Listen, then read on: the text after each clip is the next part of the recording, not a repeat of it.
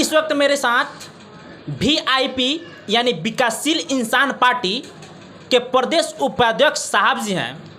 तो आज हम उनसे बात करेंगे कि जो पश्चिमी चंपारण की धरती पे संकल्प यात्रा निकाला गया था उसका उद्देश्य क्या है, कि हमारे क्रांतिकारी पश्चिमी चंपारण की धरती से संकल्प यात्रा का निकालना कौन सी मकसद है। सबसे पहले आपको हमारे न्यूज़ में स्वागत है। धन्यवाद आपका भी। मैं आपका बहुत शुक्रगुजार हूं कि आपने मुझे बोलने का मौका दिया। हमारी पार्टी विकासशील इंसान पार्टी, उसके मेन विंग में मैं प्रदेश उपाध्यक्ष के पद पे हूं और हमारे पार्टी के जो सुप्रीमो मुखिया हैं आरडीए मुकेश सोहनी जी, जो पूर्व मंत्री भी रह चुके हैं बिहार सरकार में, तो उनका एक ही उद्देश्य था। ये पार्टी एक साथ कमिटमेंट है कि हमें एससी का आरक्षण चाहिए। जो एक भाई को बंगाल में मिल रहा है, दिल्ली में मिल रहा है, फिर बिहार में, यूपी में और ये और जगहों पर नहीं मिल रहा है, उसी की लड़ाई हम लड़ रहे हैं। तो इस पार्टी का मेन उद्देश्य था कि हमें अपने शक्ति को प्रदर्शन करना, ताकि चूँकि ये आरक्षण देना केंद्र सरकार का काम है, न कि बिहार सरकार का है। तो हमें बिहार सरकार को ये केंद्र सरकार को हमें एक अपनी मजबूती दिखानी थी कि हमारे पास इतना संगठन के लोग हैं, इसलिए आपको नाइंसाफ़ी न करके हमें आपको ये देना चाहिए। इसलिए हमारे मुखिया ने ये पिछले 100 दिनों का ये यात्रा पर निकले हैं एक रथ के साथ और सबको संदेश दे रहे हैं।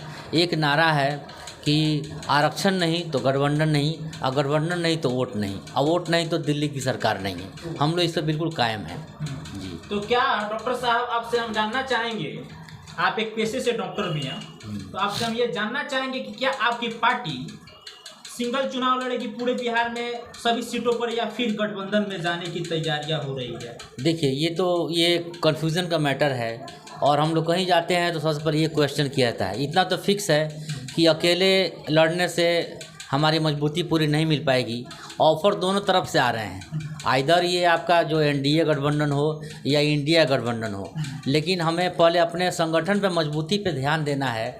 ऐसे जाएंगे लोग तो बहुत ही हम लोग को उतना औकात नहीं लगा पाएंगे। जब अपने जात बिरादरी को इकट्ठा करके हम लोग जाएंगे तो चूँकि 13% हमारी जनसंख्या है।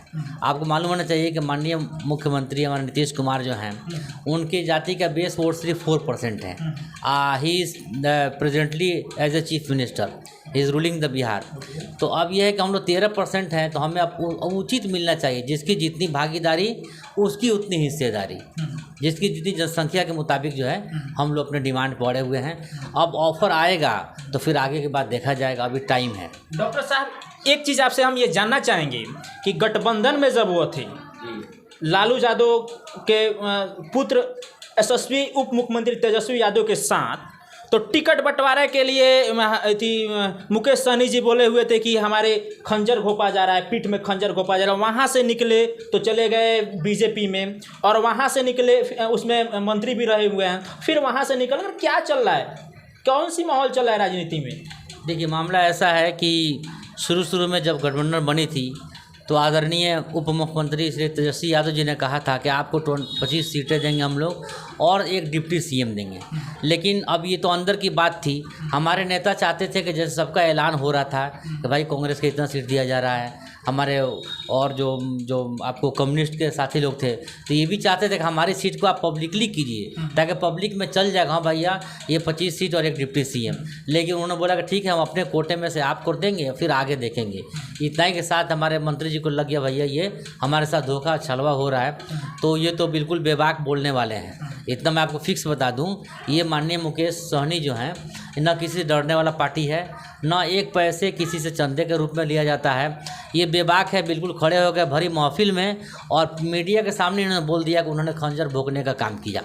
फिर उनको डिमांड आया कि देखिए भाई, अगर अकेले 243 सीट पर ये पार्टी लड़ती है तो बीजेपी वाले को खरा नुकसान हो जा रहा था।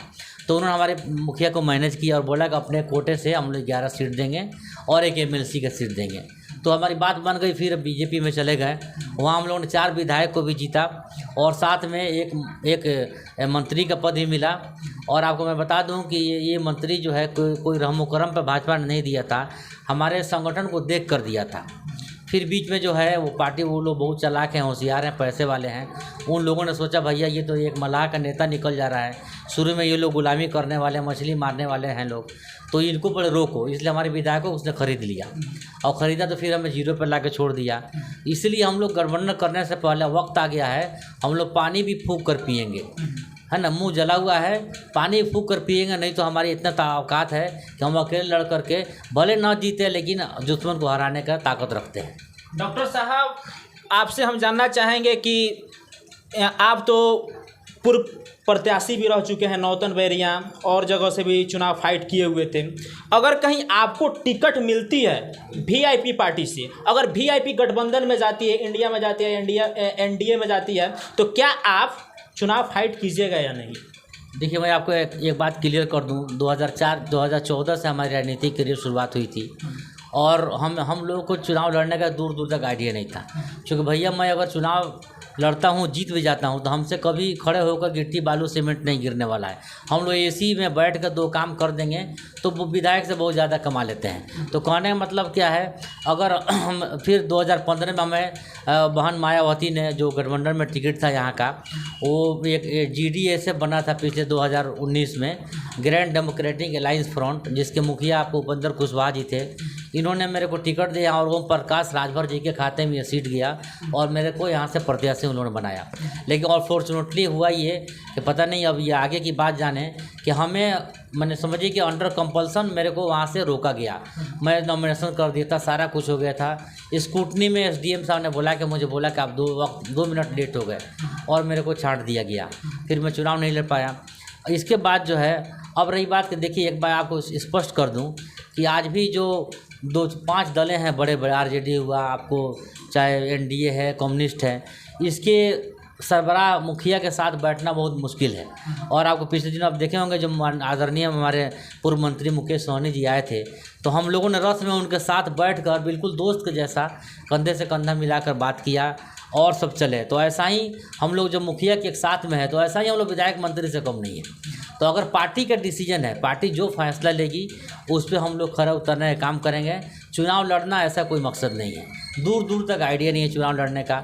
अगर पार्टी जो जिम्मेदारी देगी तो हम लोग उस पर बिल्कुल लब्बैक बोलेंगे, उसके साथ रहेंगे, ये हमारी सोच है।